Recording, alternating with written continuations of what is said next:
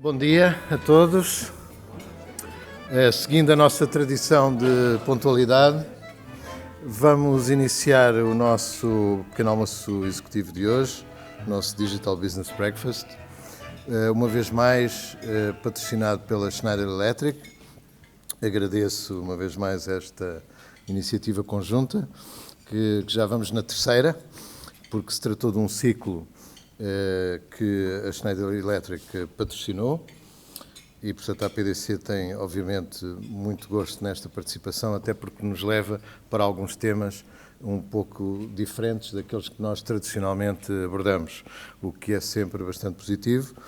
E hoje em dia as tecnologias de informação, como sabemos, estão hoje na base de praticamente tudo o que se passa na nossa vida e, obviamente, também tudo o que se passa na nossa economia e na nossa sociedade. É difícil conciliar o crescimento económico e o crescimento populacional com a qualidade do nosso ambiente, com a qualidade do nosso planeta, e já agora só temos um. Talvez que daqui a algum tempo a gente possa fazer umas viagens para outros planetas, mas acredito que a vida não seja tão cómoda e tão agradável como aquela que nós temos neste planeta, e por isso conciliar o crescimento económico com a defesa dos valores ambientais é difícil. E é por isso que o tema da sustentabilidade é um tema tão relevante. Temos connosco hoje uma keynote speaker que é Raquel Espada Martín e que nos irá fazer a apresentação que habitualmente precede o debate e depois teremos um debate onde o Filipe Alves, diretor do Jornal Económico, irá orientar e ele próprio irá depois introduzir os membros do painel. Raquel é licenciada pela Universidade de Saragossa em Economia, tem um MBA pela IE Business School e pela UCLA e é hoje uma das especialistas europeias de energias renováveis e sustentabilidade. O seu percurso profissional começou pela área de consultoria. Em 2013 ingressou na Chantrex Technology para assumir o cargo de diretora de marketing. 3 anos mais tarde passou a liderar a empresa em Espanha e em 2010, após a aquisição da empresa pela Schneider Electric, assume a liderança do Departamento de Energias Renováveis para o mercado ibérico.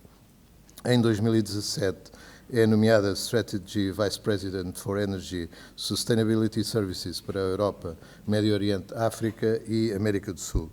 É uma oradora apaixonada, segundo ela já me confessou, em fóruns de sustentabilidade e renováveis, e a Raquel está hoje aqui naturalmente a representar a Schneider Electric e a fazer este nosso keynote. Muito obrigado e um desejo de uma boa conferência, de um bom canal.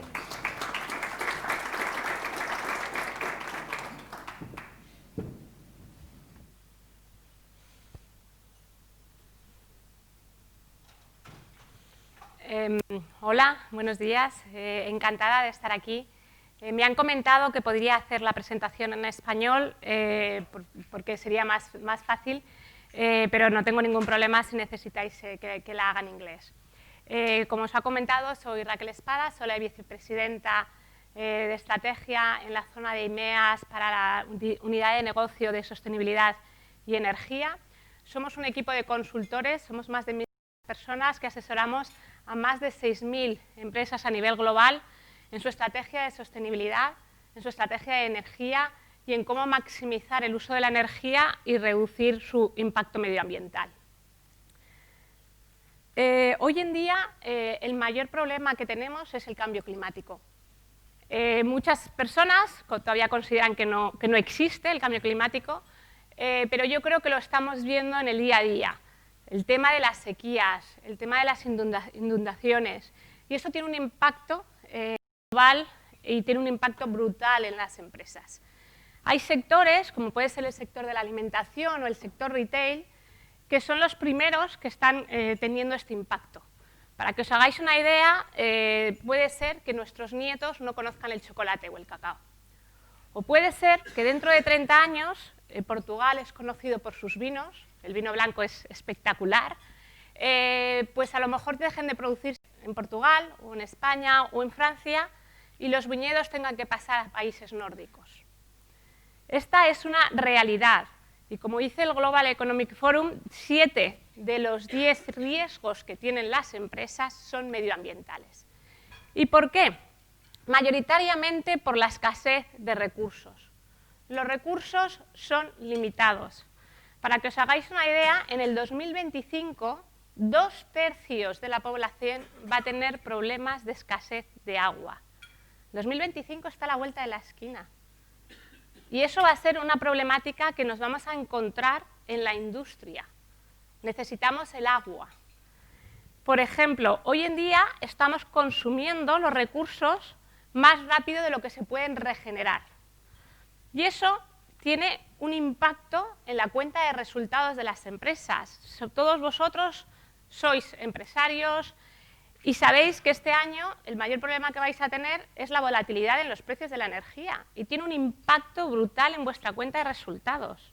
Puede ser el segundo, el tercer coste. Pero la volatilidad está aquí para quedarse. Para que os hagáis una idea, en los últimos 5 años a las empresas de la automoción se ha incrementado los costes de los materiales en 500 millones de euros. Y eso es algo que a los financieros no les gusta. Normalmente las empresas queremos una estabilidad, queremos tener una visibilidad. Y la volatilidad está aquí para quedarse.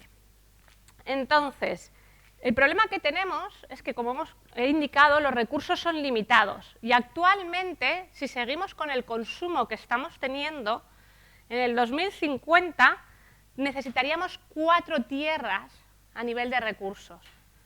Todo el mundo piensa que el petróleo es limitado y el carbón, pero los materiales también.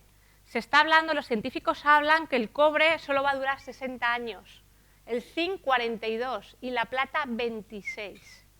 Para que os hagáis una idea, en el sector textil, solo el 1% de las empresas, de las prendas textiles se pueden reciclar. El 1%. ¿Sabéis lo que eso significa? Todo el mundo conoce hoy en día, y ha sido un adelanto, podemos comprarnos ropa muchísimo más barata, es lo que se denomina el fast retailer a nivel textil. Pero solo el 50% utiliza la ropa más de un año. Y eso tiene un impacto brutal. Para que os hagáis una idea, no he venido aquí a contaros temas negativos o pesimistas, al revés. Esto es una oportunidad, y es una oportunidad de negocio. El sistema va a tener que cambiar. Tenemos que pasar de un modelo lineal a un modelo circular.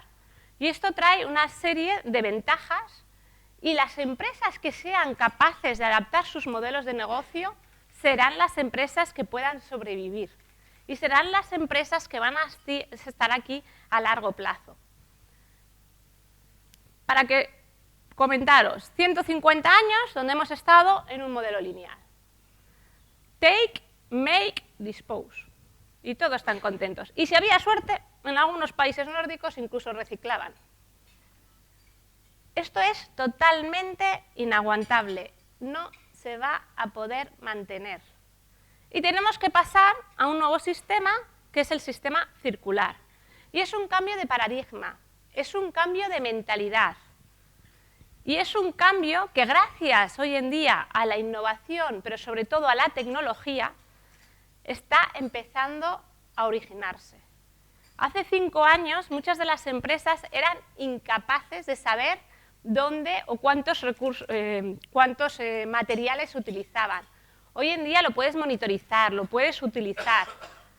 Y este cambio es totalmente necesario, porque si no, no se va a poder mantener. Si os quedáis con algo de esta charla, yo os pediría que os quedaseis con este comentario. Las personas de esta sala que trabajen en sostenibilidad conocerán a Ellen MacArthur, pero los que no trabajen en el día a día no. Solo os pido una cosa, entrar en YouTube. Los vídeos de TED de Ellen MacArthur duran 10-12 minutos y ver el vídeo. Ver el vídeo. Esta persona, en el 2005, fue la primera persona que consiguió el récord mundial de dar la vuelta al mundo navegando con un velero. Fue la más rápida. Y ella, durante este tiempo, se dio cuenta de que los recursos eran limitados. Lo que había cogido en el barco es lo que tenía y no hay nada más. Pasó las peores tormentas cerca del Ártico y no tenía a nadie. Y ella siempre dice, es divertido porque ella siempre dice, si tuvieseis que coger lo que necesitáis para 3 meses y meterlo en un coche, ¿qué cogeríais? Claro, necesitas alimentos para 3 meses, necesitas el fuel, necesitas la gasolina, la pasta de dientes, medicamentos, si te pones mala, la ropa. Pero es que el espacio es limitado. Entonces, aprendes a reutilizar las cosas. Cuando ella volvió de su experiencia, que fue adrenalina pura, ella siempre dice que tenía 2 opciones. O continuar navegando, que era la ilusión de su vida, o hacer un cambio que impactase en la sociedad. Porque se dio cuenta que lo que le pasó en ese barco es lo que pasa en la economía a nivel global. Los recursos son los que son y no va a haber más. Podemos utilizarlos menos, pero ella dice, es que esa no es la solución. Vas a alargar, estás comprando tiempo, pero esa no es la solución. Lo que necesitas es hacerlo de otra manera. Y ese es el cambio del modelo lineal al modelo circular. Este es el gráfico que normalmente siempre se utiliza en la Ellen MacArthur, que se llama el gráfico de la mariposa. Y la idea un poco es, el primer principio es utilizar los recursos naturales de la mejor manera, ¿vale? El segundo principio es esos recursos, digamos, que tienes que maximizar su uso, tanto si son biológicos o técnicos, biodegradables. Y el tercero es que no haya waste, que no haya desperdicio.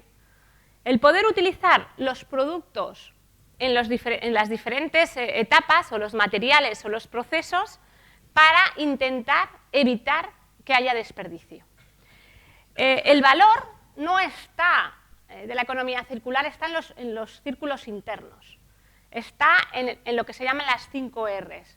El refuse, refurbish, remanufacturing, recycle. Ahí es donde está el valor añadido. Para que os hagáis una idea, está cambiando todo. En estos momentos, y esto sería un poquito el framework, se están dando servicios en el que tú puedes tener la iluminación como un servicio. Dejarías de pagar la bombilla y pagas, y esto es algo que por ejemplo hace Philips, la iluminación con un servicio. Nosotros en estos momentos estamos asesorando a varias empresas en que utilicen la energía como un servicio. Estamos con estrategias de coche eléctrico, de que puedan utilizar la energía como un activo. Por ejemplo, en Tailandia los plásticos, debido a todos los problemas medioambientales, el impacto que estaba teniendo en el turismo, están siendo biodegradables. O sea, para que se puedan, las pajitas se puedan comer o te las puedas comer y que no vayan las toxinas a los océanos. Los fabricantes de motores están haciendo que los coches que se puedan reutilizar. Las empresas de tecnología, que las spare parts que utilizas en un iPhone las puedas utilizar para otros tipos de equipamiento. Hoy en día todos sabemos que va a haber un cambio de modelo de negocio. La gente joven no quiere comprar un coche, quiere utilizar el coche como un servicio. Entonces, estos son las diferentes oportunidades que estamos viendo. Os voy a dar 3 ejemplos. Uno de nuestros clientes, Nike, ha decidido ser 100% renovable y para que os hagáis una idea, el 74% de su equipamiento, tanto de zapatillas como textil, ya es de compras reciclables o de productos reciclados. Perdonad. Otro ejemplo, Michelin, los neumáticos. Hace 2 años iniciaron una estrategia de neumáticos como un servicio y en países emergentes están teniendo unas ventas increíbles y esperan duplicar en 2 años las ventas actuales. Yo os podría dar muchos ejemplos, ¿vale? Pero las empresas y muchos líderes del mercado, como puede ser Unilever, Johnson, dependiendo de los sectores, se están movilizando. Y como os comentaba, esto es un poquito el anterior dibujo que hemos explicado en MacArthur en otro diseño. es un modelo regenerativo, donde hay que cambiar la mentalidad de la empresa porque se empieza desde el diseño del producto. El producto tiene que durar. Para que os hagáis una idea, hoy en día las empresas, lo más fácil es empezar a trabajar en la innovación en los procesos, porque eso es algo que ellos controlan. Yo os diría que el 47% de las iniciativas de economía circular en estos momentos van en la innovación de procesos. Pero aproximadamente un 20% en lo que es la innovación de producto, ¿vale? En procesos, normalmente, casi todas de vuestras empresas ya están haciendo políticas de zero waste, de recolección, de utilizar partes que ya están recicladas, pero donde tenemos que trabajar, donde se tiene que trabajar es sobre todo en la parte del diseño, ¿vale? Para que los productos duren muchísimo más y donde estamos, o sea, esto es incipiente, porque solo un 12% de las empresas están cambiando el modelo de negocio, es en la innovación en modelo de negocio. En todo lo que se pueden ser renting, leasing, servicios, pero va a pasar.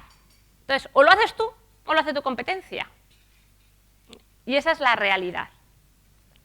Como os comentaba, no es que lo tengamos que hacer porque nos obligue el mercado, que sí, los accionistas nos lo están pidiendo. Va a haber nueva regulación. La regulación en Europa que viene en economía circular y en sostenibilidad va a ser muchísimo más agresiva, porque se ha comprometido a descarbonizarse y hay que conseguir esos objetivos. Pero es que lo está pidiendo el consumidor. Y seamos claros, las empresas viven de sus consumidores.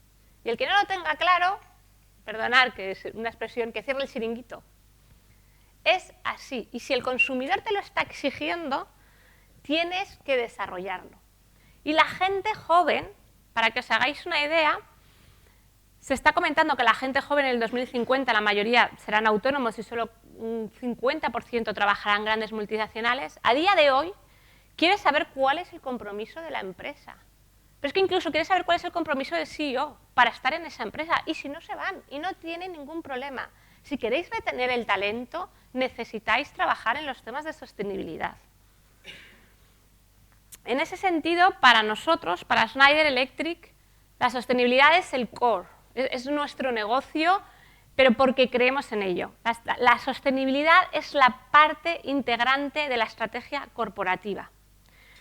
Es fundamental. Y en todo lo que hacemos, para nosotros, tiene que ser parte. Es un poco lo que os decía, no es un tema... A ver, las empresas no están aquí por ayudar al medio ambiente. Todos vosotros tenéis una cuenta de resultados, tenéis unos resultados que conseguir. La sostenibilidad os puede ayudar. La sostenibilidad es una oportunidad de negocio. Y si verdaderamente creéis en ella, lo veréis. Hoy en día, porque siempre hay falsos mitos, se piensa que la sostenibilidad es más cara.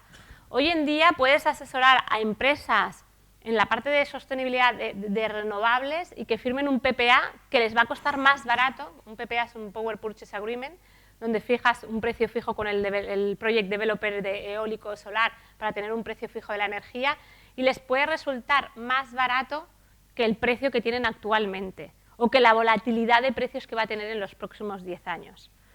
Entonces, es un poco lo que os decía, no es un tema solo de lo que tengo que hacer como empresa, sobre todo es un tema de nuevas ofertas para los consumidores, para que pueda mantener a estos consumidores a largo plazo. Para que os hagáis una idea, lo que os comentaba de cómo, para Schneider Electric, cuando presentamos nuestros resultados a los accionistas, presentamos 21 objetivos, 21 que tenemos que cumplir. Más de la mitad vienen de temas medioambientales y de energía y de economía circular. A día de hoy, más de 200 plantas de nuestras fábricas tienen Zero Waste to Landfill. El 100% de los nuevos productos tienen que estar desarrollados con ecodiseño y estamos trabajando muy fuertemente en toda la parte de servicios de base instalada, de retrofits, ¿vale? Y de poder reutilizar los productos. En la parte de energía nos hemos comprometido, somos R100, a ser 100% renovables en el 2030 y eso significa que el 80% tiene que ser en el 2020. y llevamos desde hace 10 años trabajando en proyectos de eficiencia energética donde cada año tenemos un objetivo de un 10%. Y cuando llevas 10 años os puedo decir que o innovas o es muy difícil seguir manteniendo esos ahorros. Pero para nosotros no es lo que nosotros hacemos, sino lo que nos piden nuestros clientes. Esto es una survey que hicimos a los clientes y para que os hagáis una idea, el 42% nos estaban pidiendo temas de sostenibilidad de nuestros productos. Las legislaciones también nos lo exigían y en la mayoría de los casos estaban dispuestos a pagar un premium si verdaderamente cumplíamos los objetivos de reparaciones y que se puedan dar un servicio a largo plazo. Normalmente, cuando empezamos a asesorar a las empresas en la parte de sostenibilidad, muchos ejecutivos dicen, bueno, es que no sé cómo empiezo, ¿qué nos aconsejas? Yo siempre digo que cuando empiezas a diseñar o cuando estás diseñando, te has comprometido a la estrategia de sostenibilidad, el primer paso es saber dónde estás, ¿vale? Tienes que tener un baseline, de decir, oye, esto es lo que tengo en una empresa.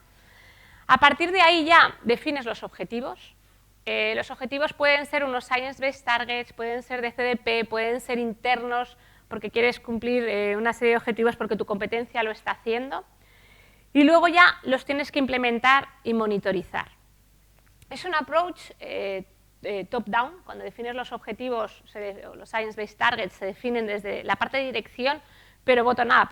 Tienes que saber dónde estás, tienes que hacer unos casos de negocio y, como os digo yo, puedes utilizar los ahorros conseguidos en proyectos de eficiencia energética en mejorar cómo haces la compra de energía o con renovables para esos ahorros utilizarlos en tu estrategia a largo plazo. Lo más problemático que se tiene cuando se implementa una estrategia de sostenibilidad o un programa de energía, y mucha gente piensa que puede ser el tema financiero, que puede ser el tema de que no hay liderazgo. No es así. El mayor problema que tienen todas las organizaciones, y yo puedo decir que trabajo con bastante de ellas, el mayor problema que tienen es el de la gobernanza. Las personas, los departamentos trabajan en silos. Está el departamento de sostenibilidad, está el departamento de compra de energía, está el departamento técnico, está el departamento de calidad, están los financieros y cada uno tiene sus objetivos y muchas veces no son los mismos. Entonces, una de las partes donde hay que trabajar, y vosotros como líderes, si tenéis que hacer este cambio en innovación, en tecnología, tendréis que trabajar mucho esta parte, es sobre todo la gobernanza y el tema de las personas. Y tener una serie de líderes dentro de vuestra compañía, que puede ser el de sostenibilidad, porque será bastante pasional, pero a lo mejor es importante que lo apoye el CFO, el financiero, porque al final aquí estamos hablando de dinero y lo que queremos es conseguir los ahorros. Entonces, es muy importante esta parte. Y yo siempre digo que para poder ser exitoso, para mí lo que necesitáis es trabajar en una gestión integral de la energía. No se puede trabajar, como estábamos comentando, en silos. Hay que trabajar, no me voy a extender porque no es el foro, cualquier tema que tengáis luego lo podemos comentar. Sobre todo, hay que trabajar en la parte de eficiencia, de compra, de sostenibilidad de una manera integral. La energía es un activo. Vamos a pasar a un modelo de prosumidores, de coche eléctrico, donde vuestra energía la vais a poder vender. La sostenibilidad, los desperdicios que hoy en día os suponen un coste pueden ser un activo para vuestra compañía. Y eso es algo importante. No voy a entrar en detalles, sé que aquí tenéis varias empresas que trabajan con temas de tecnología. Nosotros, el segmento donde estamos asesorando mucho es en la parte de IT, Cloud, a grandes empresas como puede ser Equinix, Global Switch, Facebook, Google, en toda su estrategia de compra de renovables.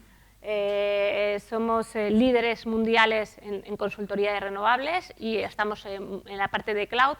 Pero también estamos trabajando con fabricantes como puede ser Whirlpool, donde establecimos la estrategia de sostenibilidad y de economía circular. Y solo en una planta de Ohio se consiguió 1 millón de euros, por ejemplo, de ahorros en toda la parte de sus cajas de cartón.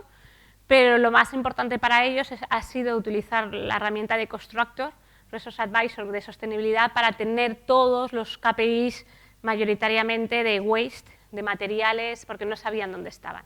Y al final, cuando tienes que reportar unos Science-Based Targets, necesitas tener esa información y que esa información sea auditable. ¿Qué es necesario? El engage con los external stakeholders.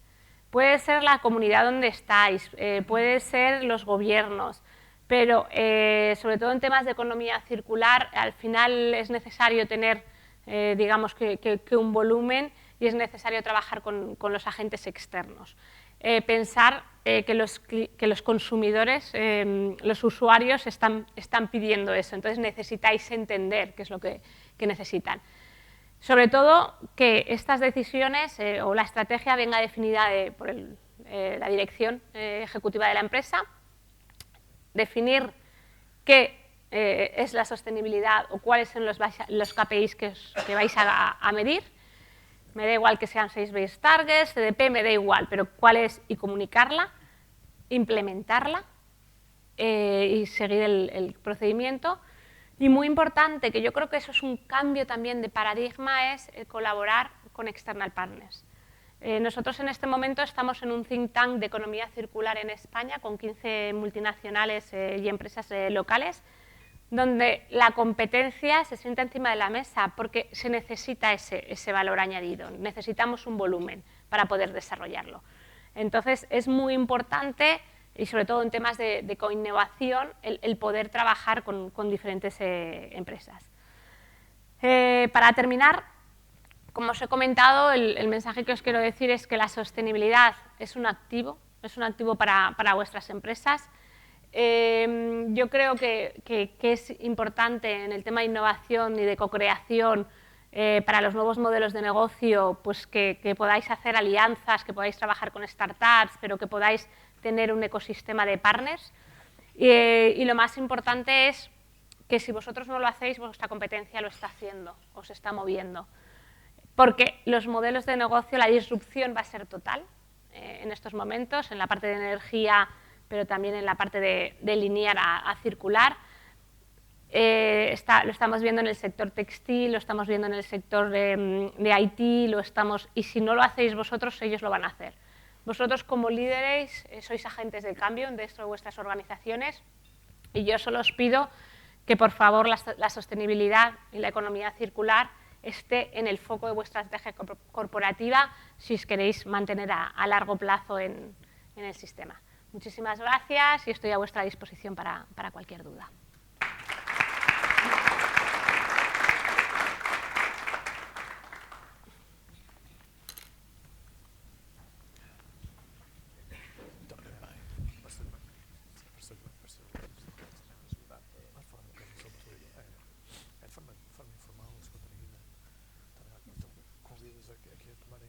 Lugares estão devidamente assinalados. Eu fico ali na ponta.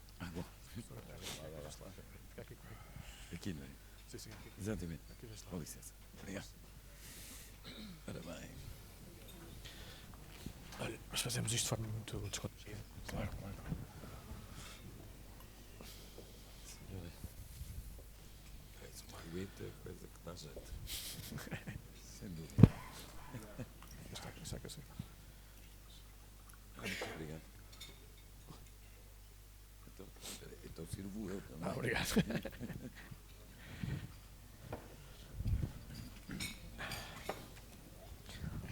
Ora, muito bom dia a todos. Antes de mais, eu gostava de agradecer à PDC este convite para estar aqui hoje, em meu nome e em nome do Jornal Económico. É um prazer estar aqui para mais num tema tão relevante para o nosso futuro. É um assunto que está a ganhar cada vez mais importância no debate público e nós, da nossa parte, tudo faremos para que assim seja. Eu gostava também de saudar os nossos oradores. Eu vou dispensar aqui os títulos académicos, com a vossa licença, para facilitar aqui um bocadinho a moderação. Temos aqui da direita, da minha direita, para a esquerda, Fernando Santana, Presidente da Academia de Engenharia, Hugo Pereira, Head of New Energies Division da Galp, José Melo Bandeira, que é o CEO da Veolia, e Pedro Lago, que é diretor de sustentabilidade e economia circular da Stonai Modelo Continente. Portanto, temos aqui um painel composto essencialmente por pessoas das empresas e também da academia. Portanto, temos aqui diferentes perspectivas e vai ser uma conversa interessante sobre este tema. E começo por si. Gostava que nos desse a sua perspectiva sobre... Já vimos aqui, até pela apresentação da Raquel Martin, que a economia circular é hoje um imperativo, é quase um imperativo moral, é uma questão de sobrevivência para o mundo como o conhecemos. Mas pode ser também uma oportunidade. Acha que é uma oportunidade para a economia portuguesa até quebrar velhos ciclos de dependência e, por exemplo, em relação ao petróleo, em relação a outras combustíveis e formas de estar na economia? Senhora. Muito obrigado, bom dia. Eu queria também, em primeiro lugar, agradecer o convite à APDC, ao Sr. Presidente da APDC, o professor Rogério Carapuça, a Sra. Diretora Executiva, a Dra. Sandra Almeida, e, enfim, cumprimentar todos os colegas, designadamente os que dão o prazer de estar aqui também na mesa. Deixar uma palavra de muito apreço. I shift to English because I don't trust my Portuñol. I would like to greet the keynote speaker and to congratulate you for the amazing presentation that you have done. Very interesting. So thank you for providing this information and your insights for the circular economy. I thought I felt it was very, very, very interesting. Thank you. Relativamente à sua questão, eu acho que a economia circular, forçosamente, tem que ser uma oportunidade não apenas em Portugal, mas em todo o lado. Global. Pronto.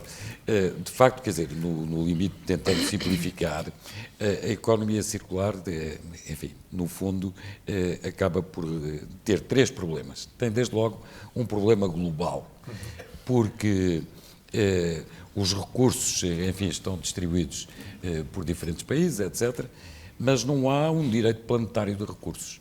E, portanto, num mundo competitivo como temos, e como é natural e como sempre existiu, ainda que um país tivesse maior preocupação em, digamos, poupar recursos ou usá-los melhor, imagine, por exemplo, que taxava importações. Seguramente que o parceiro do lado, o país do lado, não vai fazer isso, vai aparecer com problemas mais competitivos e, portanto, isso induz a que o outro também não faça. Portanto, o problema é, de facto, terrível e o direito planetário de recursos não existe, de gestão de recursos, portanto, não, tem que ser conseguido, se calhar, de uma outra maneira. Depois tem uma segunda questão, de facto, para que a economia circular seja uma oportunidade e, de facto, se materialize, é preciso, não vale a pena, e de resto, a nossa keynote speaker deu nota disso, é preciso que o ciclo, de facto, se estabeleça e que haja criação de valor no ciclo. Porque se não houver criação de valor, tudo isto passa, no fundo, um pouco por boas intenções, bons discursos, mas depois conduz a resultados bastante pequenos. E já agora, só a propósito da criação de valor, e prendendo-se também com a sua apresentação, há uma coisa que me faz grande confusão, que é, no fundo, a obsolescência programada dos produtos. Enfim, poderíamos fazer vários pequenos almoços a propósito disto, mas para dar o exemplo dos telemóveis, que de facto em que a vida do telemóvel é programado, com certeza que o doutor já sentiu isso também, chega a partir de um determinado ponto. Começa a funcionar mal. Começa a funcionar mal e, portanto, a pessoa é levada a comprar um outro. E eu posso até admitir que o modelo de negócio seja esse. Quer dizer, há uma vida programada. O que custa, e em particular nos dias de hoje, daquilo que já sabemos sobre a inexorável exaustão de recursos... Era saber aproveitar esse material. Não, isso sabe-se aproveitar, mas quer dizer, o produto vem para o mercado de uma maneira em que a sua, digamos, a reciclagem dos materiais que tem é muito complicada, porque tem que o desmantelar, depois tem que chegar à placa de circuitos integrados e triturar aquilo, uma granulometria muito fina, para depois fazer uma extração química dos metais nobres que estão lá. Para lhe dar uma ideia, num computador antigo havia para aí 4 gramas de ouro, mas num computador normal hoje ainda há 1 grama de ouro. Estou a falar no ouro, porque é qualquer coisa que sensibiliza mais as pessoas. É fácil de entender. Mas para o extrair tem uma grande dificuldade, custa dinheiro e quer dizer... no limite, induz à produção de um outro É mais poluente. barato fazer um novo. É Ou quase, seja, mas está a ver? o desafio aqui é como extrair valor do resíduo, não é? Sim, ou quer dizer, Do material. exatamente, e isso pode estar na mão do produtor, quer dizer, pode fazer a obsolescência programada, mas que diabo, facilitar um pouco a vida daquilo que vem à frente. Só para terminar, o outro problema também foi aqui aflorado, e que eu acho que é muito importante, tem a ver com o comportamento social e com os cidadãos. Porque hoje eu acho que os cidadãos vivem um dilema muito grande. Por um lado, querem emprego, crescimento, qualidade de vida, etc. Mas, por outro, querem que o ambiente seja bem gerido, que os recursos sejam bem tratados. Ou seja, Aqui querem sol na eira e chuva no naval, como diz o povo. é um pouco isso. É um mundo perfeito. Exato. E é necessário também um marketplace onde se encontra a procura e a oferta desses materiais. Exatamente. Quer dizer, agora, eu não quero estar a monopolizar o tempo, porque, por exemplo, relativamente a Portugal, podia dizer aqui 2 ou 3 coisas. Ainda podemos passar a seguir Pronto, então, a aflorar para não estar... esse tema do marketplace e outros. Muito bem. Hugo Pereira, como é que... Eu faço a mesma questão e aos seus colegas também. Pedia que respondessem, também tendo em conta a experiência concreta das vossas organizações. Como é que vocês estão a encarar este tema e a transformar este desafio numa oportunidade? Eu ia começar por si. Ok, obrigado. Obrigado a todos por estarem a participar neste evento e obrigado pelo convite à BDC. Em relação à questão da economia circular e ao fim e ao cabo do que as empresas podem ou não aportar para este tema, nós vemos que de facto pode ser uma oportunidade e na Galp Energia vemos a economia circular como uma oportunidade de crescimento futuro. Até ao momento a Galp tem trabalhado a nível de combustíveis e biocombustíveis, não só na introdução de combustíveis renováveis, e aqui separar um pouco o que é renovável do que é a economia circular, mas também na economia circular, com investimentos diretos na produção de combustíveis que só têm como matéria-prima resíduos provenientes de reciclagem. Desde 2012 nós temos uma unidade de produção que utiliza 100% de resíduos. Começou com gorduras animais e agora com óleos usados reciclados. E fomos pioneiros em Portugal na produção de energia exclusivamente de fontes de resíduos. Hoje, cerca de 7,5% da energia de todos os combustíveis que vendemos em Portugal são de origem renovável e mais de metade dessa origem renovável vem da economia circular. Não só na nossa produção é 100% de reciclada em termos de biocombustíveis, mas também o que compramos a terceiros, mais de 50% nós exigimos que seja de economia circular. Compramos em Portugal a maioria, sim. E, portanto, não é algo novo para nós, é algo que nós já trabalhamos, como disse, desde 2012. Nessa altura, sim, foi um mundo novo. A empresa não estava muito atenta a esses temas, não tinha know-how e tentou desenvolver. E não investimos em mais projetos, provavelmente também por um fator não só de competitividade, e esse é de facto um desafio grande.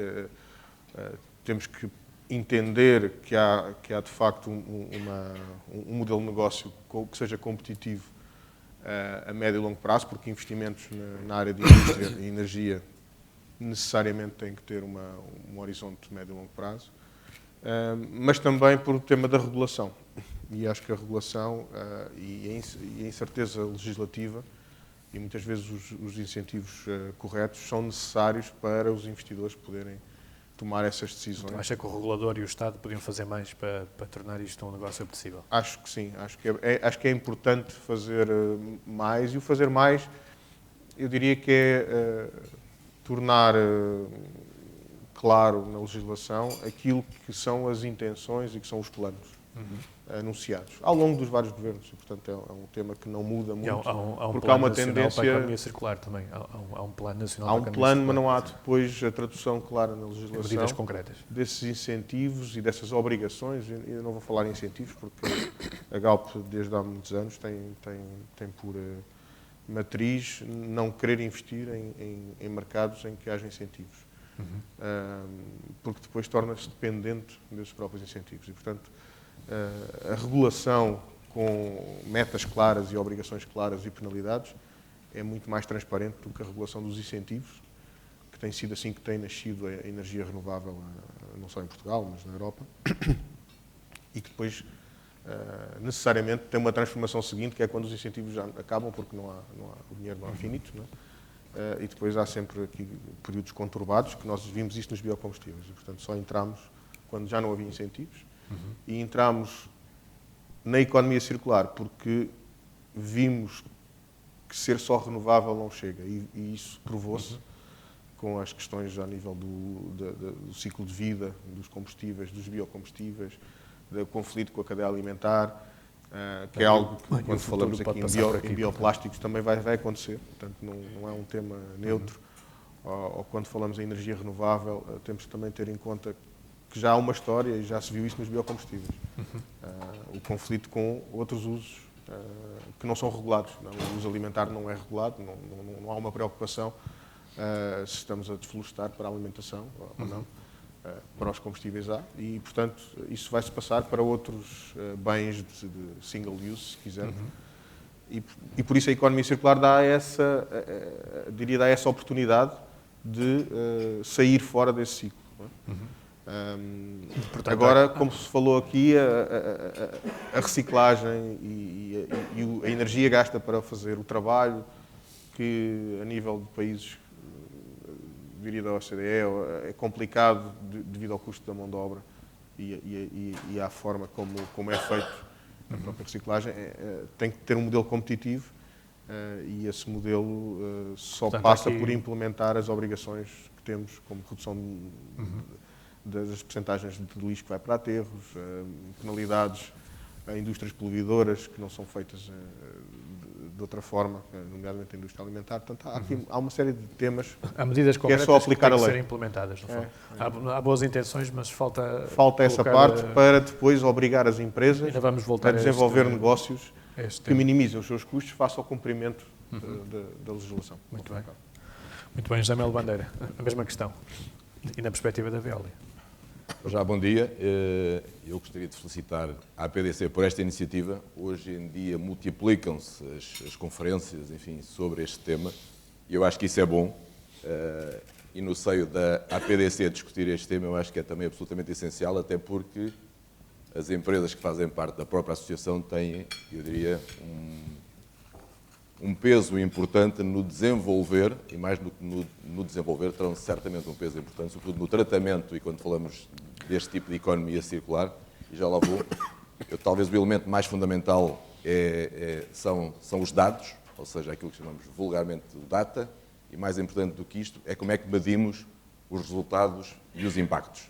E aqui há, de facto, uma importância grande de toda a cadeia de valor na área da comunicação, e hoje, vulgarmente, dizemos do digital.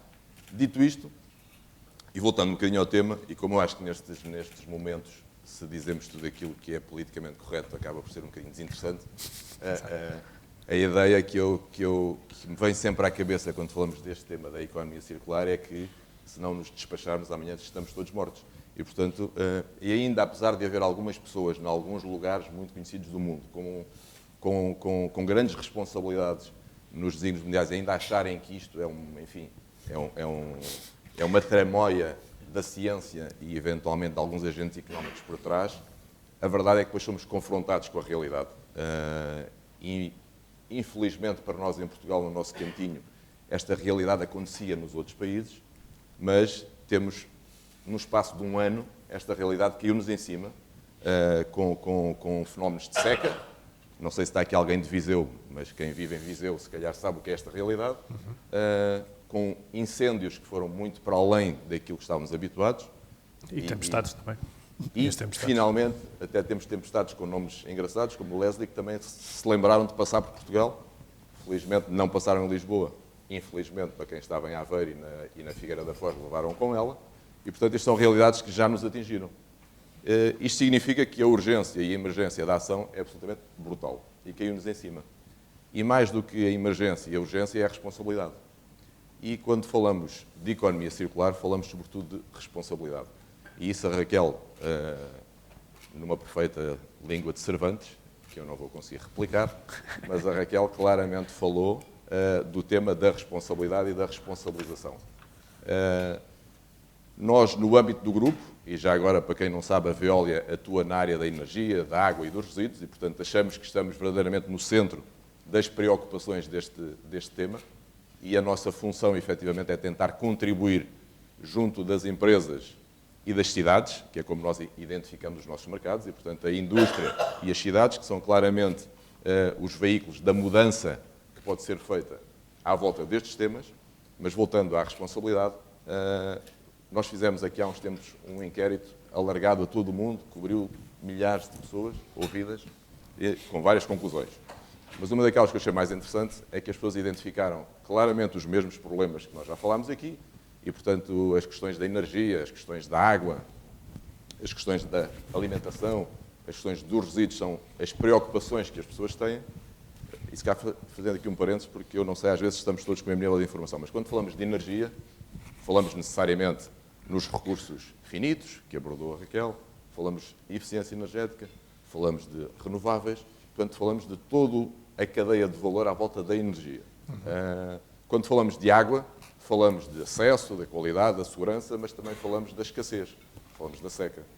Quando falamos de alimentação, falamos, de facto, de acesso, de qualidade e de segurança. Quando falamos de resíduos, falamos de zero, ou seja, o que nós gostaríamos era de não ter resíduos. E por isso os resíduos ganham a conotação de recursos. Quando pensamos em resíduos, pensamos em recursos. E só para deixar aqui uma brincadeira, hoje o que se fala efetivamente é que os aterros dos nossos tempos serão as minas de amanhã.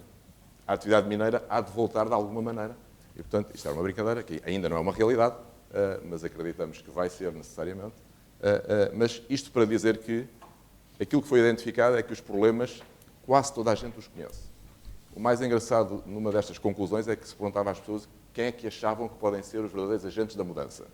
E, curiosamente, em primeiro vêm as próprias pessoas, ou seja, é no nosso comportamento que vai fazer a diferença. É de todos nós, enquanto indivíduos. E o segundo ponto era das empresas, ainda antes dos governos. E porquê? Porque as pessoas percebem claramente que são as empresas que têm a possibilidade, a capacidade de fazer a diferença. Isto é em si uma responsabilidade brutal.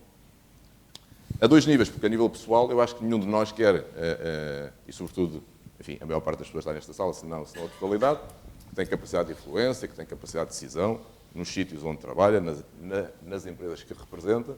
Ninguém quer chegar a casa um dia deste e um filho confrontar-nos com a pergunta: descobri que o pai trabalha nesta área, que até podia ter feito e não sei o quê, e não fez, e a minha vida vai ser pior do que a que foi a do pai, ou a da mãe, aqui muitas senhoras. E, portanto, este é, do ponto de vista pessoal, uma responsabilidade que todos nós carregamos. Do ponto de vista empresarial, não há, de certeza, nenhuma empresa que queira vir a ser conotada com um mau comportamento ambiental.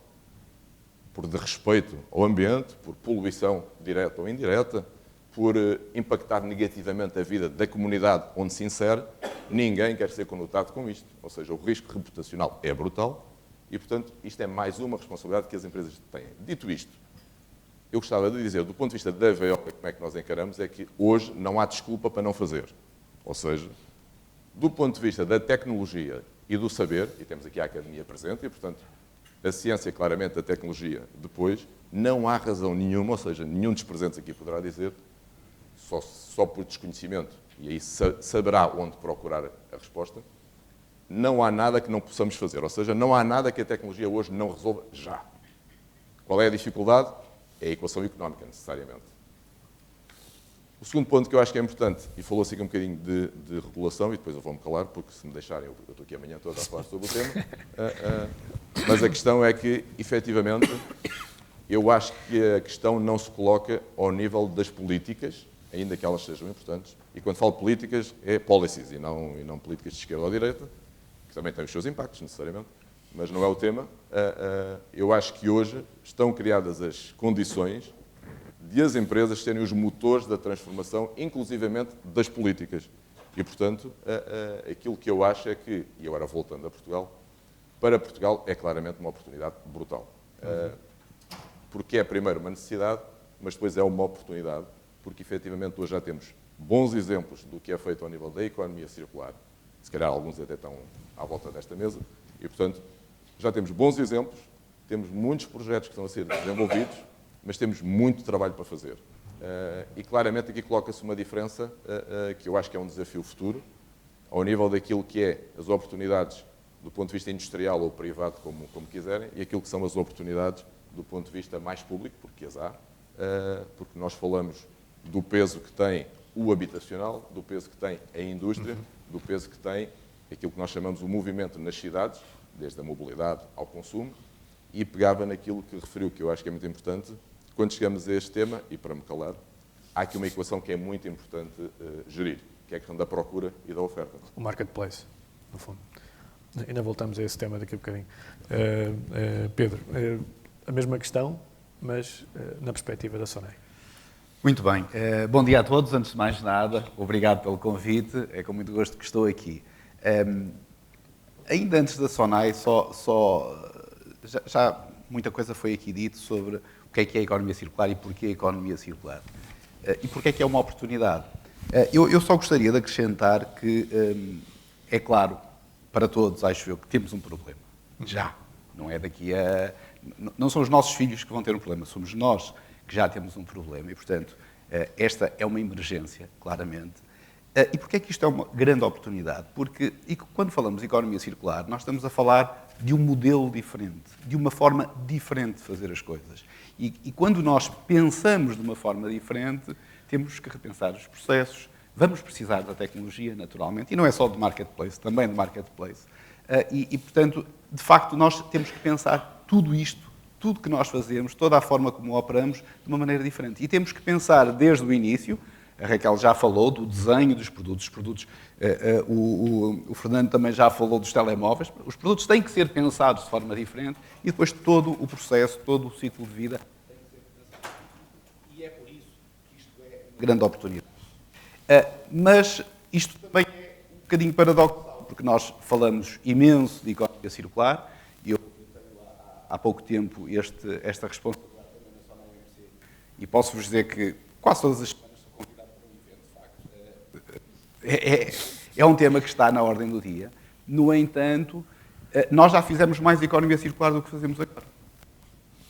Eu lembro-me da casa da minha avó em Ponte de Lima, há 50 anos atrás, enfim, há 50 não me lembro, mas lembro há pouco menos de 50, havia muito mais economia circular. Aproveitava-se muito mais os alimentos, aproveitava-se muito mais os resíduos. Porquê? Porque havia um recurso que era escasso, que era o dinheiro. Entretanto, nós passamos a ter dinheiro e o dinheiro deixou de ser escasso. Agora, a escassez já não é de dinheiro, mas são os outros recursos. E, portanto, nós voltamos à economia circular de uma outra forma, na mesma por causa da escassez dos recursos. E porquê é que é paradoxal? Porque quando nós pensamos em economia circular, aliás, o conceito é muito lato, falamos de uma utilização mais eficiente dos recursos. Só que, no imediato, quando nós procuramos introduzir circularidade nos nossos processos, muitas vezes isso custa-nos dinheiro, isso fica mais caro. Cuidado só com o micro, que acho que... Peço desculpa. Portanto, muitas vezes isso fica-nos mais caro. Um exemplo muito simples, quase todos os produtos que são reciclados são mais caros do que os virgens. Hoje em dia nós somos confrontados muitas vezes com essa situação. Temos caixas de cartão recicladas e custa-nos mais X, milhares ou milhões de euros, ou temos matéria virgem e custa-nos menos. E, portanto... Então qual é a solução? É, por exemplo, taxar os produtos não reciclados? Infelizmente, a taxação é um método muito eficiente. Nós não gostamos, eu também não gosto e não gostamos de falar, mas a verdade é essa. Mas eu acredito mais, ou pelo menos quero acreditar mais, que há um efeito mobilizador mais forte, que é a vontade das pessoas. E nós, nesse aspecto, nós, enquanto retalhistas, temos contacto direto com quase todos os portugueses. E sentimos isso claramente, isso é algo importante. Nós sentimos, é verdade que as pessoas ainda não estão dispostas, de forma geral, a pagar mais por produtos mais sustentáveis, mas também é verdade que já temos requisitos do consumidor português que nós não imaginávamos há 3 anos atrás que existissem. E, portanto, as coisas estão, de facto, a mudar muito, muito rapidamente. É uma questão de cultura. É uma questão muito de cultura. Mentalidade. E as novas gerações vão, ou já estão aqui a trazer, de facto, uma mudança muito significativa. Muito bem. Voltando a si, Fernando Santana, afinal, quem é que pode ter um papel mais crucial? O Estado, o regulador ou as empresas? Bom, quer dizer, penso que todos têm um papel, desde os cidadãos, etc. Ou as pessoas. É evidente, as pessoas, claro. Mas eu acho que o Estado, e de alguma maneira o regulador pelo Estado, acho que tem um papel muito importante nisto. E já aqui foi dito, e é verdade, hoje em dia multiplicam-se estas iniciativas de falar sobre a economia circular, o que é importante, quer dizer, que se vá fazendo, se vá consolidando esta ideia.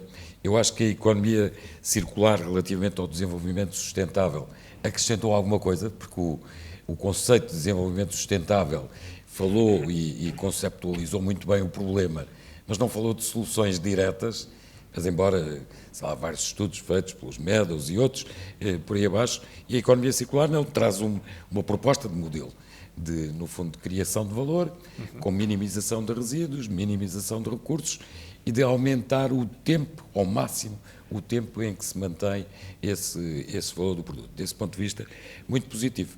Agora, verdade se diga, e em particular entre nós, que muito daquilo que nós fazemos, que é estimável, mas que no fundo corresponde apenas às práticas que seriam normais adotarem-se, práticas até de processos, de engenharia, etc., e que hoje, porque o assunto é da ordem do dia, importa repescar como já inseridos na economia circular.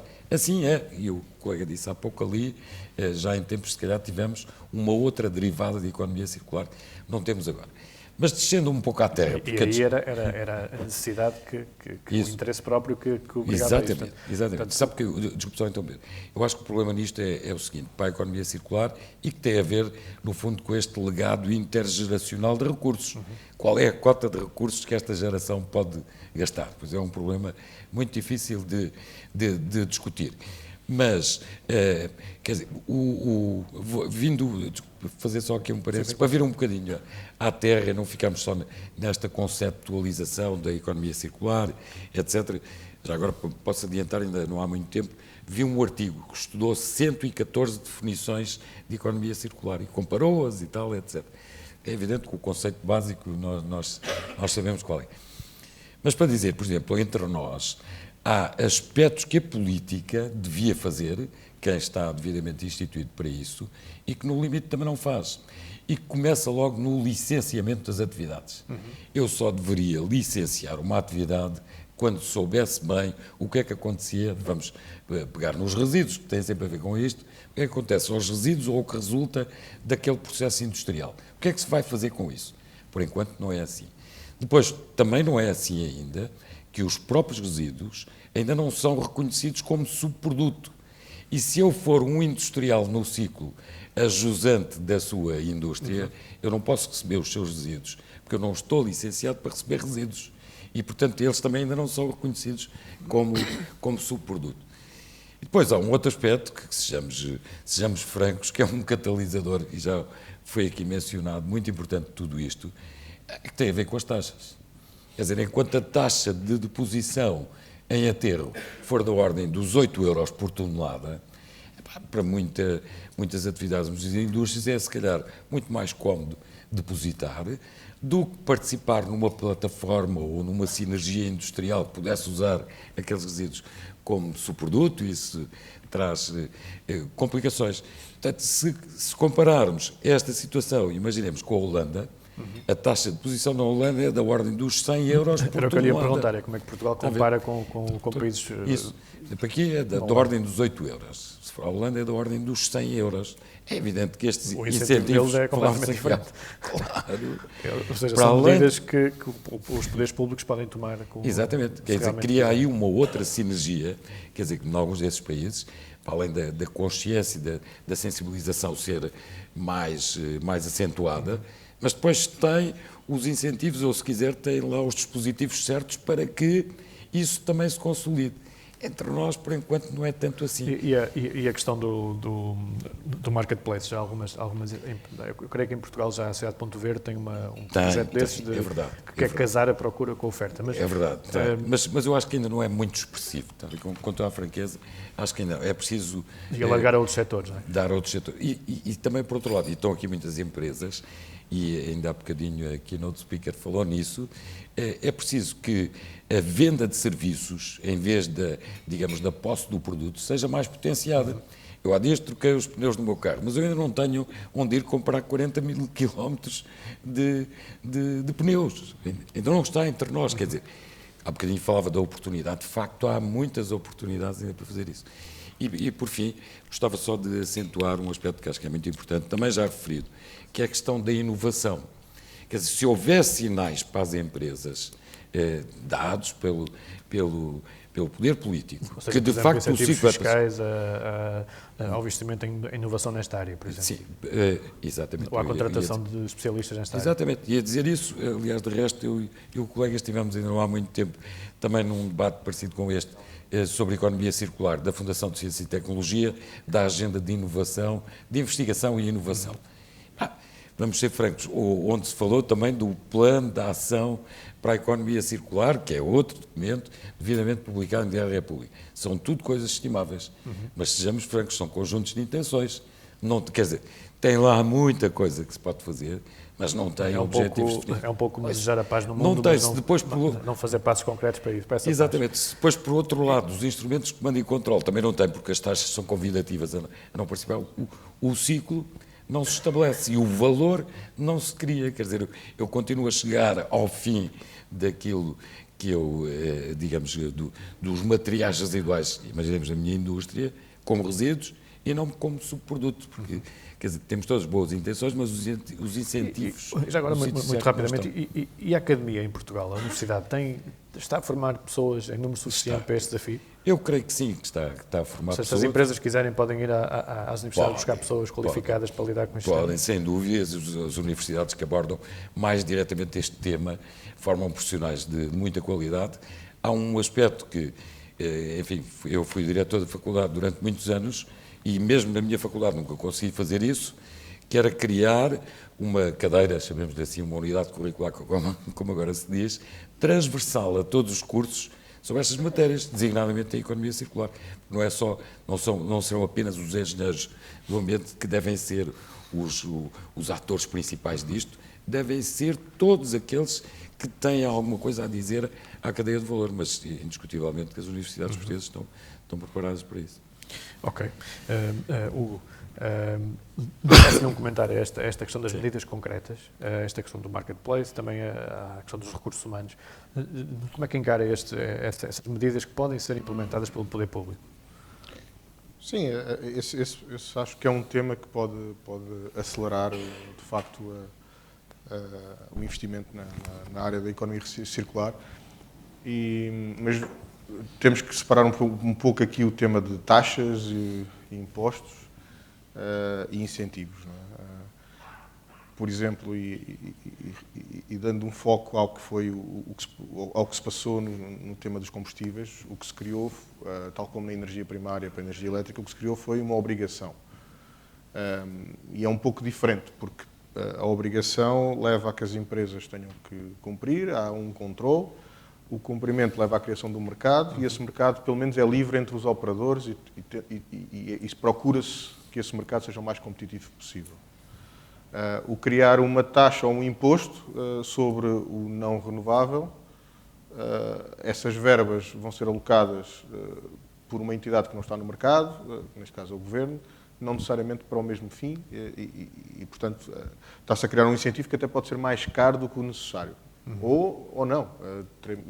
E então a verdade é que quando se fala de uma obrigação de X% renovável num determinado setor, e que isso facilmente pode ser regulado, pelo menos leva a que se procure o custo menor para o cumprimento dessa obrigação por parte das entidades que estão envolvidas, ou novas entidades que queiram aparecer. E acho que claramente esse deve ser o a prioridade e o caminho nesse caso. Depois há outra questão que são as taxas do resíduo. Também pode também ser um mecanismo que de facto são baixas. Nós temos estado a avaliar vários projetos na área da economia circular a partir de resíduos sólidos urbanos e a dificuldade é grande de tornar um projeto competitivo com as taxas quando comparamos não só o caso da Holanda, mas por exemplo o UK, que é quase igual. E chegamos ao ponto de ter empresas portuguesas que importam resíduos do UK porque é barato. E aqui não conseguimos ter resíduos. Portanto, é tão simples como isto, quer dizer, temos transporte, temos seleção, etc. E chegam cá muito mais barato do que fazer cá. Portanto, dizer, a questão do marketplace eu acho que ainda não é um tema, porque há procura, se for competitivo, tanto é que há empresas que importam resíduos. Portanto, é uma questão de afinar aqui o modelo em Portugal. No fundo. Efetivamente. Nós, por exemplo, há alguns exemplos de projetos para combustíveis alternativos que nós não conseguimos chegar a uma equação que feche, exatamente porque empresas de tratamento de resíduos em Portugal têm custos mais baratos ou alternativas mais baratas subsidiadas, por isso a questão do subsídio não é positiva, para outros fins, do que propriamente tornar o produto circular e ter uma via alternativa. No caso da incineração, por exemplo, que é uma alternativa subsidiada em Portugal, que agora havia a oportunidade de não ser subsidiada, porque algumas tarifas estão a acabar, mas se continuarmos, não há incentivo a circular, não há incentivo a queimar, produzir energia, e pronto, eu trato do problema. No caso, como se falou, dos resíduos de aterro, a mesma coisa, e existem metas acordadas pelo Estado português com a União Europeia, muito agressivas, de diminuição clara das quantidades para aterro, que dificilmente vão ser cumpridas, porque já estamos a pouco tempo de rebaixar e não vemos iniciativas que permitam a tempo, se não houver um incentivo à economia circular. Portanto, há interesse das empresas, há a tecnologia, como se falou, há operadores que podem facilitar o trabalho de quem está mais, eu diria, perto da produção final e do consumidor e quem está mais no tratamento de resíduos, porque este tipo de empresas é também importante para juntar as partes, mas precisamos dar outro tipo de passos para haver, de facto, o fecho económico da equação. Em outra escala, quer dizer, consegue-se encontrar projetos pontuais, mas não grandes projetos. Sim. Pode. Até já à vontade.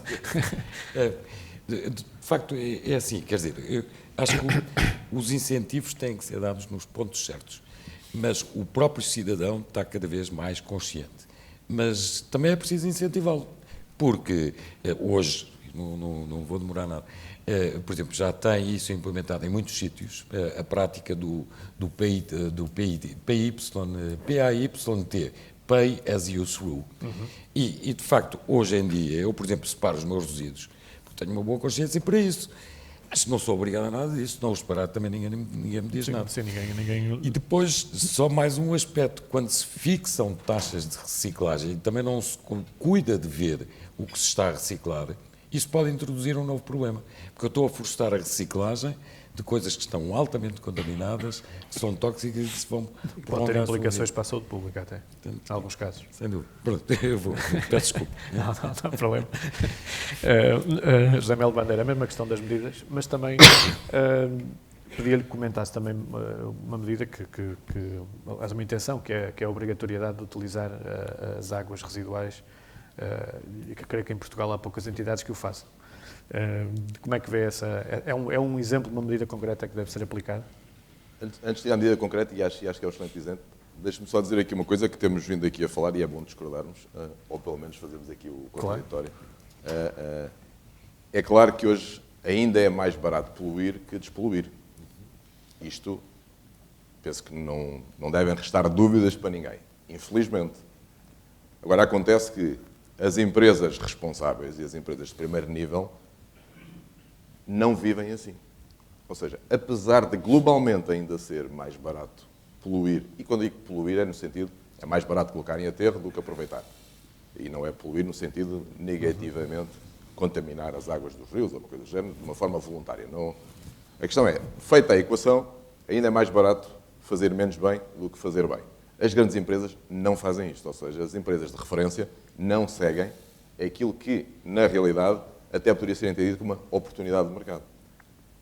Colocando isto numa questão que é importante, quais são os temas hoje fundamentais? Toda a gente fala da descarbonização, toda a gente fala da desidratação, toda a gente fala, efetivamente, da economia circular. Tudo isto coincide na preocupação de encontrar aquela que é hoje percebida pelo consumidor, e vou usar esta expressão, mas eu diria quase que pelo cidadão, e não tanto pelo consumidor, como sendo, de facto, o melhor comportamento face à realidade possível. E é aqui que o cidadão vai ter a capacidade de influenciar. E eu ia só dar aqui uma nota com 3 ou 4 exemplos que eu acho que mostram que tudo isto já está a ser feito. E depois falo bem em Portugal. Nos telemóveis, que já falámos muito nos telemóveis, mas se calhar nós não temos a noção a quantidade de água que é consumida para produzir um telemóvel. Não sei se alguém tem a noção. Alguém quer dar um número? Diga lá, isto está um bocado, vocês estão assim a ficar muito calados no meio disto tudo. Eu acho que tem muito mais para dizer. Ninguém tem noção? Diga. Sim, um telemóvel. Em média. 5 litros. Pois é, 1.500. E, portanto, nós ficamos todos assim a pensar, isto de facto tem aqui um peso grande. É óbvio que não é à saída do telemóvel, é todo o processo da cadeia de valor de criação de um telemóvel, e isto é medido por estudos, isto são números que são apresentados, não são meus necessariamente. Eu apropriei-me destas ideias só para mostrar que, efetivamente, há aqui um consumo de recursos naturais que, efetivamente, nos fazem muita falta. Depois entra todo o ecodesign, o aproveitamento no fim do ciclo de vida e por aí fora, mas já todos ouviram falar. Outro tema que eu acho que é engraçado, eu não sei se num automóvel vocês têm a noção de quanto é que se gasta em água para produzir um automóvel. Só o telemóvel são 1.500 litros. Não é? São centenas de milhares de litros, são à volta de 400 mil litros, é a média que fazem os especialistas que fizeram estas contas. Mas isto é só para dar um exemplo, de facto há aqui muito elemento envolvido natural na produção destes bens de consumo. Mas eu falei dos automóveis, porque eu acho que é também um exemplo engraçado. Hoje os automóveis já incorporam muito de reciclado.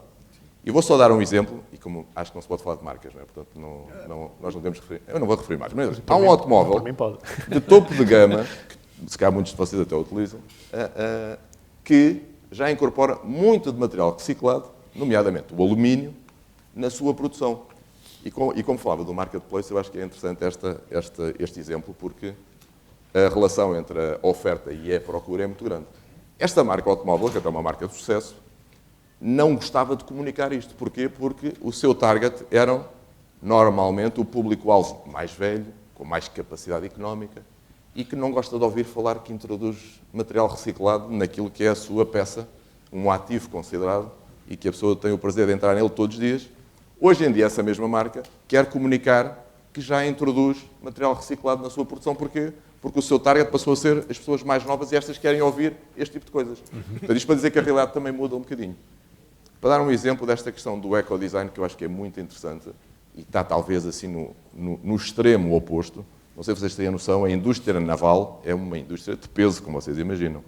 Hoje, os maiores navios que vão entrar ao serviço e que vão circular... Nem quero imaginar quantos litros de água é que custa a fazer. Eu nem vou dizer, porque também não sei, porque ainda ninguém mediu, por isso não sei. Mas, para terem uma ideia, hoje um navio dos maiores que estão a ser produzidos são 4 campos de futebol. Para terem uma ideia, estamos a falar desta dimensão. São porta-contentores gigantescos. Mas, o mais importante nisto tudo é que quem está a desenhar, e as duas grandes empresas produtoras de navios do mundo, quem está a desenhar os navios hoje para serem construídos amanhã, normalmente os ciclos de vida do navio são 30, 40 anos, enfim, são gerações, está a desenhá-lo já de forma a que haja a possibilidade de, no fim do seu ciclo de vida, ser desmontado e reaproveitado. Ou seja, isto já está na equação das grandes empresas. Quando falamos da descarbonização, falamos do carbono. Um dos grandes temas é o carbono é uma coisa que não é boa, porque para o ambiente não é positivo. O preço do carbono é uma coisa fundamental. E ele devia ser muito mais elevado. O lado bom disto é que, mais uma vez, as empresas de referência de todos os setores de atividade, inclusive da banca, já introduzem na sua equação o preço de um carbono elevado. Eu por acaso, ia falar da banca, mas noutra perspectiva, que é O que é que os bancos podem fazer, por exemplo, para financiar projetos sustentáveis? Eu sei, por exemplo, que a Autoridade Bancária Europeia está a estudar rácios mais amigos do financiamento a estas entidades. O caminho passa por aí também? Antes só diria, porque eu não fiz a parte do Portugal e eu gostava de falar de Portugal um bocadinho. Isto tudo para dizer que há muita coisa a ser feita e há muito bom exemplo já que nós podemos utilizar e aproveitar. Voltando a Portugal, e falou na questão do reaproveitamento das águas residuais. É claramente uma oportunidade em Portugal. Mas hoje já está a ser feito, nomeadamente nas indústrias de primeiro nível. Ou seja, hoje há indústrias em Portugal que reutilizam 70% das suas águas de processo. Isto é absolutamente fantástico. Por comparação até com outras indústrias similares noutros cantos da Europa. E nem estou a falar de outras zonas estranhas do globo. É na Neste Europa. caso há uma meta política definida de reutilizar. Acha que é um bom exemplo de uma intervenção do Estado nesta área? Era isso que eu ia dizer. Podemos dizer muito mal de muita coisa e nós, portugueses, adoramos dizer mal das coisas e, portanto, isto acho que até é bom porque é dinâmico.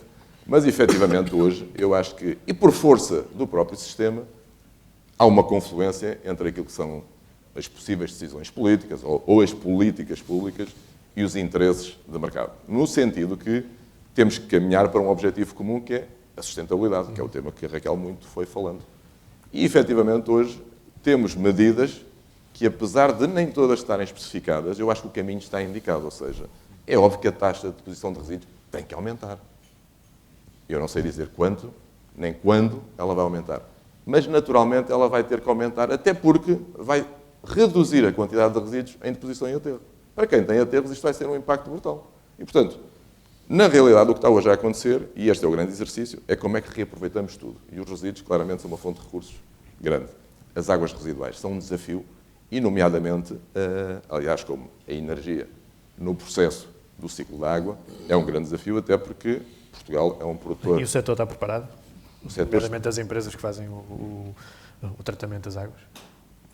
Não, mas também seria injusto dizer que não se estão a preparar, ou seja, está-se a preparar numa forte relação entre, mais uma vez, a ciência e a academia e as empresas, e necessariamente quem detém esses ativos, que no fundo é aquilo que produzem, e exatamente a questão é transformar aquilo que são os resíduos, enfim, lato sensu, necessariamente, porque ao nível das águas, o que falamos das águas residuais, falamos das lamas, falamos por onde reencaminhar essas águas, e por que não reaproveitar essas águas. E hoje em dia já se reaproveita. Se perguntarem em Portugal, já está definido como é que se pode reaproveitar? Não. Mas que já se reaproveita alguma coisa, tipo para lavar ruas ou alguns carros, em situações de piloto? Sim.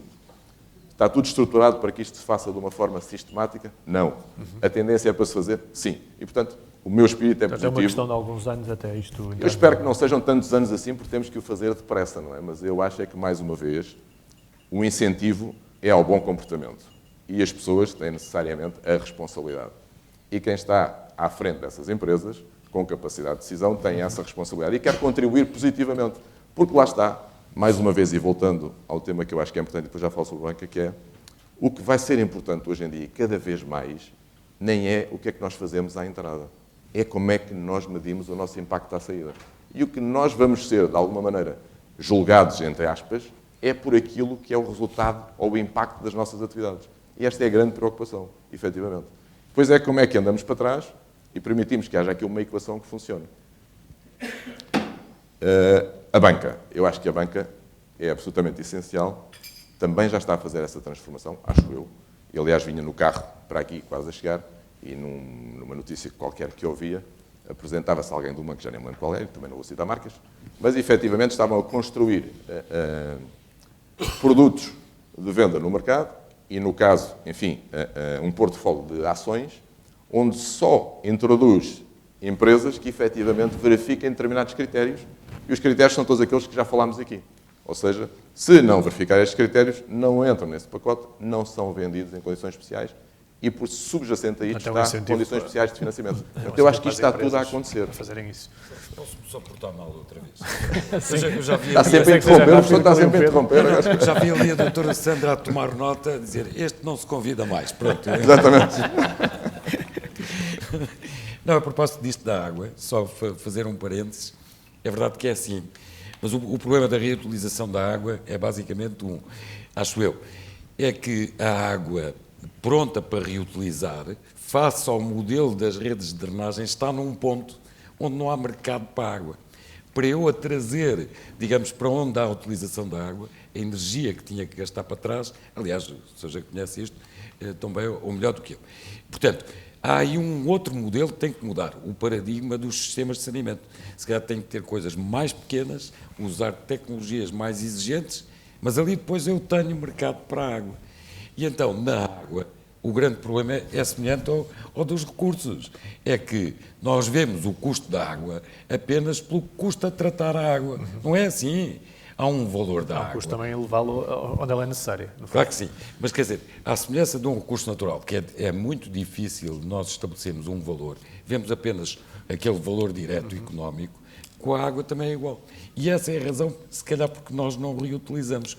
Porque quando vemos o custo daquele metro cúbico de água como sendo o custo de realizar o seu tratamento, isso é muito menor do que se eu entrasse com custos de escassez, de preservação do recurso, etc. E aí eu, se calhar, já tinha margem, já era interessante eu fazer a reutilização da água. Mas, de facto, não tenho isso.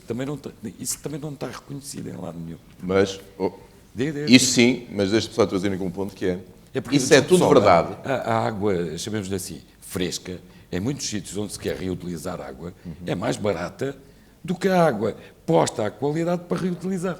Isso é tudo verdade. Mas se o professor vivesse em Viseu, naqueles meses em que foram abastecidos as cisternas, se calhar pensava de outra forma. E a questão é exatamente esta, ou seja, a água, aliás, como a deposição e aterro de resíduos é barata. Mas desculpa lá, mas no caso Mas a água é muito cara. Sim, mas no caso de Viseu, eu sei. No caso de Viseu... E eu não estou a discutir nem prejuízos de opinião, sou de opinião. Mas no caso de Viseu, se calhar o problema foi não cuidar da reserva de água, porque choveu lá. Por isso é que eu estava a dizer que não faço juízos de valor sobre a questão. A questão é que as pessoas que lá estiveram, e somos nós, e são iguais a nós, não é? Claro. Então, esses viveram com dificuldade. O que eu ia aqui dizer é que hoje não há razão para não reaproveitar a água. E hoje consegue-se qualificar a água residual. Eu não vou entrar em detalhes, a água residual é água suja, como vocês imaginam. Hoje consegue-se recuperar essa água para a tornar potável. Ou seja, nós hoje podemos beber, podemos beber essa água. Das naves espaciais, toda a água é reutilizada. Exatamente. De resto, porque não tem outras fontes, não é? Eles coitados lá em cima não sabem onde ir buscar água. Já terá visto, por exemplo, aquele produto, aquilo que os liofilizado que os miúdos usavam aí para fazer sumos de laranja, foi desenvolvido pela NASA, exatamente porque a água extraída por processos de membrana, eu já provei, fica com um sabor metálico horrível, e os tipos punham-lhe o liofilizado de laranja para os astronautas poderem beber. É verdade isso que diz, a um custo bastante superior. E energético também. Eu já experimentei a água. Eu não aterro, já experimentei. E não consegui perceber a diferença entre o Luz, a Evian e essa água. Portanto, mas eu já experimentei de osmose inversa num aterro e tem um gosto um bocadinho. Ficava bem com a laranja. Mas sobrevivi, estou aqui, sobrevivi. E nós estamos para aqui a monopolizar a conversa e agora ia passar aqui ao meu lado direito. A mim não me convida mais. Eu peço apenas um comentário sobre estes temas. Eu até queria dar aqui um número. Queria dar um outro número ao José Melo Bandeira para a próxima apresentação, porque os telemóveis afinal não gastam muita água, porque 1 kg de bife gasta 15 mil litros de água. Eu não queria entrar no negócio de cada um. Não sei se alguém vai passar a ser vegetariano a partir de hoje, mas de facto 15 mil é uma aliás, quantidade. Como a Raquel disse, a área alimentar é neste momento o maior poluidor, a área que mais polui. E o sistema alimentar é insustentável, de facto. Mas desculpe. Vamos todos ter que mudar de hábitos alimentares. Infelizmente. Não me fez a pergunta, mas eu se calhar, como não me fez a pergunta, posso falar do que quiser. Pode. Eu como prevejo que o tempo está a chegar ao fim, eu gostava só de dar aqui 2 ou 3 exemplos concretos para não falarmos só no campo teórico. E julgo que aqui a audiência será muito a área tecnológica. Eu também gostava de fazer 2 comentários sobre a questão da tecnologia.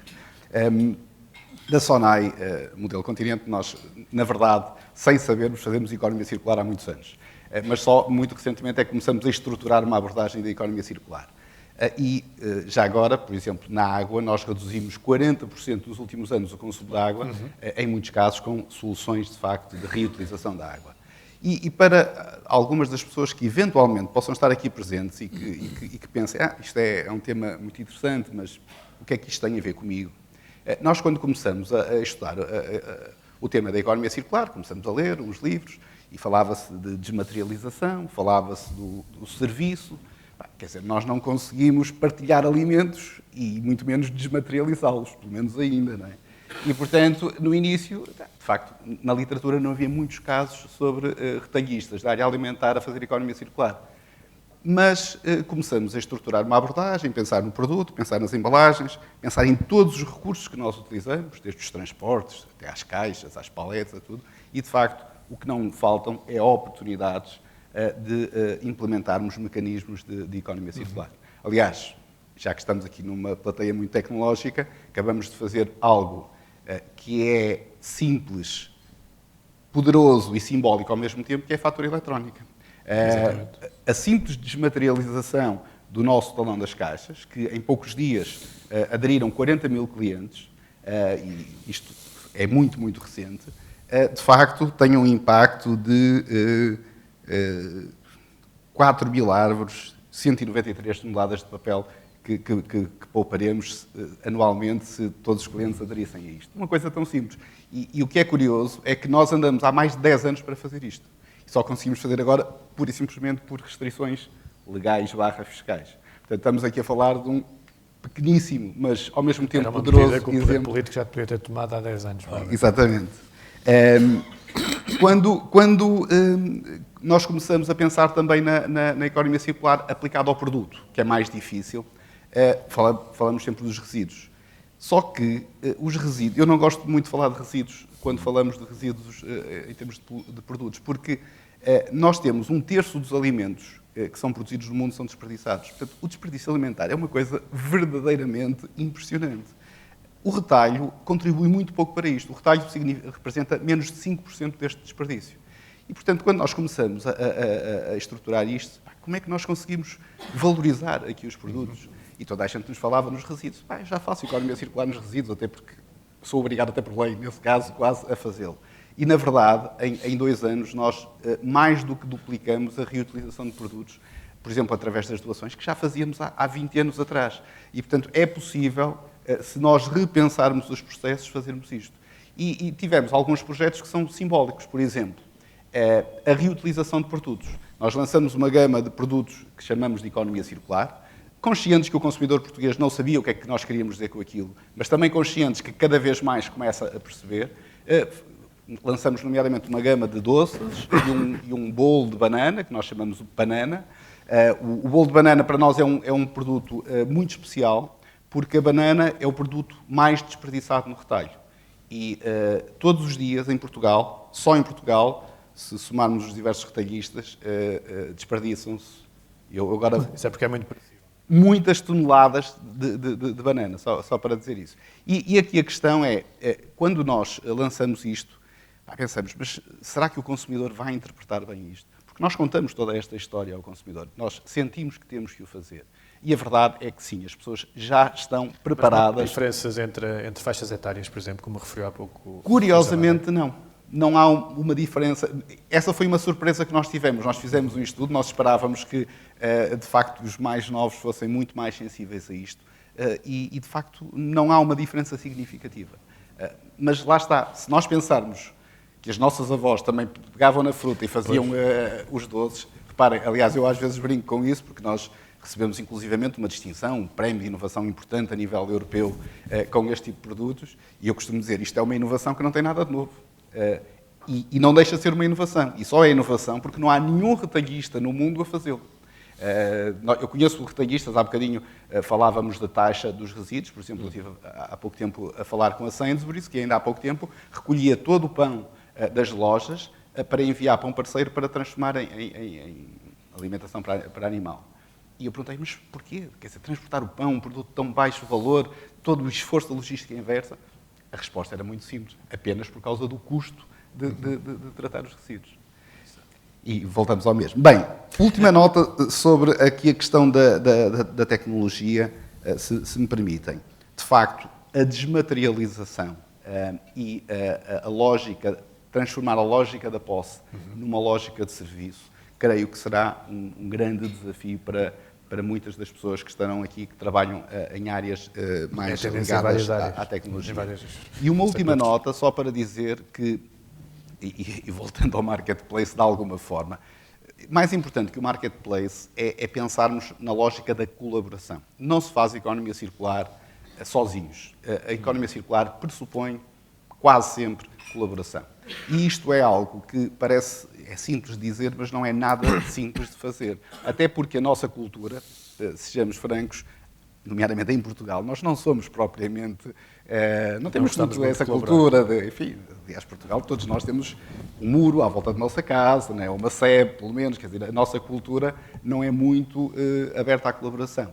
E há bocadinho falava do marketplace, eu não conseguia deixar de sorrir por causa disso, porque, repare, nós temos uma Estratégia Nacional de Combate ao Desperdício Alimentar que prevê um marketplace. Temos a Sociedade Ponte Verde que tem um marketplace. E se procurarmos bem, temos aí diversos marketplaces, o que desde logo é algo que joga contra o marketplace, né? Porque, uma vez mais, cada área ou cada setor pensa no seu problema e, em alguns casos, nós deveríamos pensar de forma mais abrangente. Nós procuramos fazê-lo, nós estamos, por exemplo, num grupo de trabalho da Smart Waste Portugal. Estamos, e a Veolia também está, num projeto com a Fundação Ellen MacArthur. Há bocadinho a Raquel mostrou aquela senhora que, de facto, é a maior referência mundial para a economia circular, porque acreditamos muito que isto tem que ser feito de forma colaborativa. Aqui, posso agora... Estilo, eu tinha só mais uma questão ali para o Pedro. Já não vem ao próximo canal. Não tenho que aproveitar este. Em termos do que dizia e da colaboração que é necessária, e porque deu o exemplo,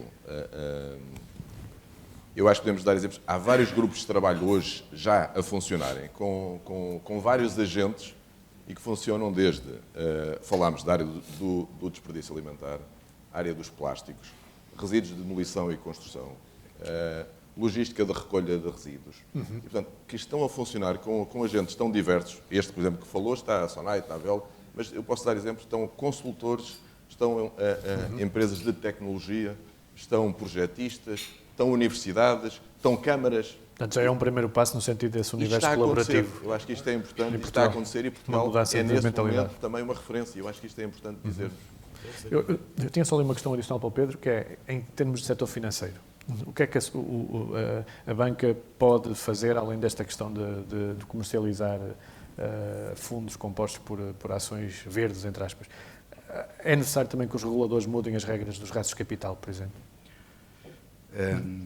Ou seja, para que a banca possa apoiar mais as empresas? Eu, como há pouco dizia a propósito de outro tema, de facto, ajuda, né? Ajuda. Todos os incentivos ajudam.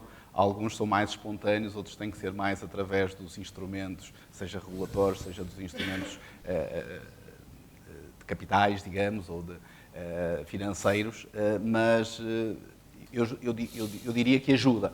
Agora, não sou suficientemente conhecedor do tema para perceber se é suficiente ou qual é o impacto real. Muito bem. Mas eu posso dizer, e já agora, já há bancos, e nomeadamente até Banco Nacional, já não há muitos nacionais, mas a banca em Portugal, alguns bancos, nomeadamente os de primeiro nível, já têm financiamentos em condições mais favoráveis, melhoradas, para projetos que verifiquem determinados critérios, nomeadamente estes que nós aqui falamos. E, portanto, já está a acontecer. Já está a acontecer isso. Também posso só uma coisa muito rápida, sim. É quase uma brincadeira, para citar o Winston Churchill, no tempo da guerra, a da altura acabou o dinheiro e o orçamento estava lá no fundo. O homem reuniu o gabinete rapidamente e disse, "We have a problem." E de facto, hoje mesmo, como sabem, no Reino Unido também eles continuam a ter um problema. Mas nós também.